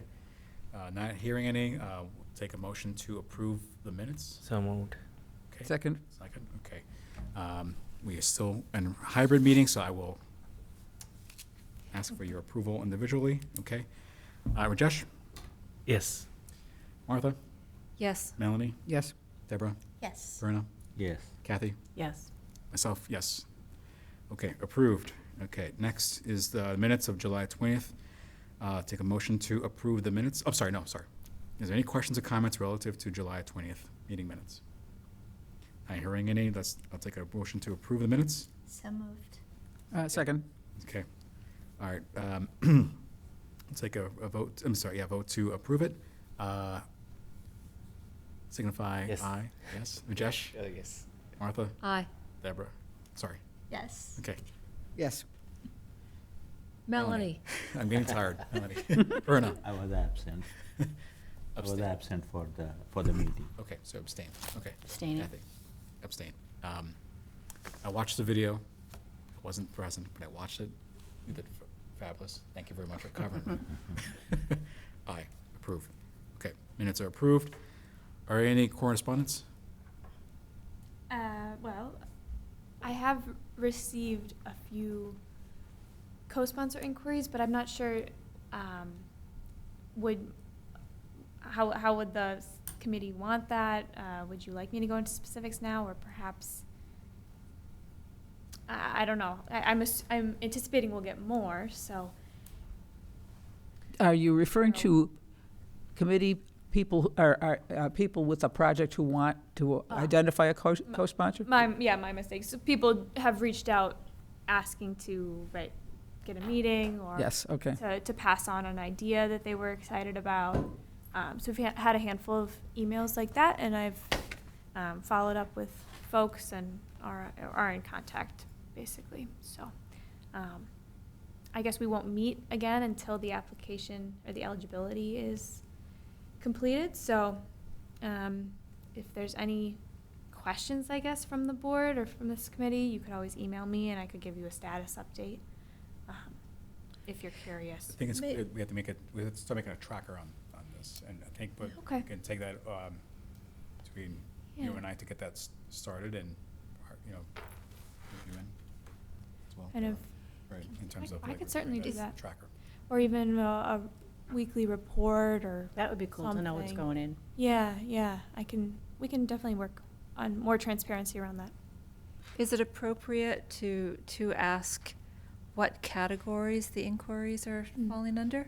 Well, I've only had two, so we have not had many at all, and one of them was Melanie's. So the other one was in regards to Dean Park and a recreational splash park. Oh, really? It used to be something like that in the, 60s, 70s. It was like a pool that was about this. No way. It was blue, light blue. It was like the color of your shirt. Paved over. That's interesting, yeah. Yeah, I'd love a water She's old feature enough like to that. remember things. Yep. So I'll put together a form, and I'll put it on the Google Drive and update it at the end of each week. If the committee's comfortable with that, up until eligibility is due. Cool. Great. Sounds good, thank you. Oh, Jason, sorry, one more, Yep. is I will be gone on vacation in the middle of the month, so I will be unreachable between, I think it's the 15th and the 20th. So anything that comes in during that time, I will be referring to my planning colleagues, and we'll certainly make sure everything is answered and followed up on. Of course, it's a little bit close to our deadline of the 1st, so we'll make sure that the planning department is completely responsive to any inquiries that I'm not there for. Okay. Sounds good. Thank you very much. Thank you. Okay, so we'll follow, like I said, we'll follow up offline relative to a tracker to kind of see that through, and in more, and even further into that as projects get Yeah.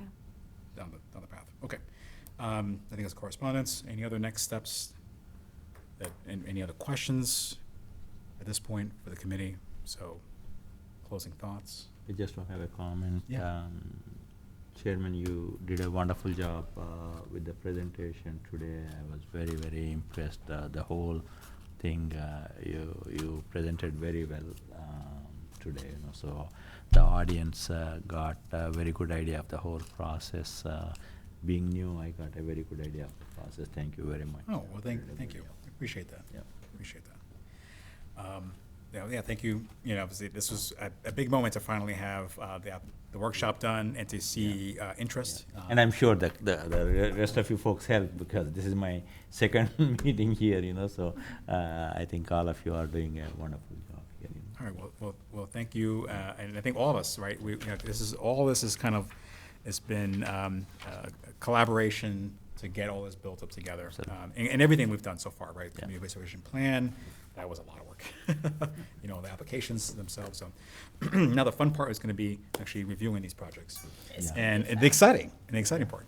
So, okay, well, good. Anything else? Okay, nobody on there because we're closed out? Roll call vote to close, though. Okay, we will take a roll call vote to close. So take a motion to adjourn. So moved. So quick to move. Okay, Josh? Yes. Yes, okay. Martha? Yes. Melanie? Yes. Deborah? Yes. Bruno? Yes. Kathy? Yes. Myself, aye. Adjourned. Thank you, everybody.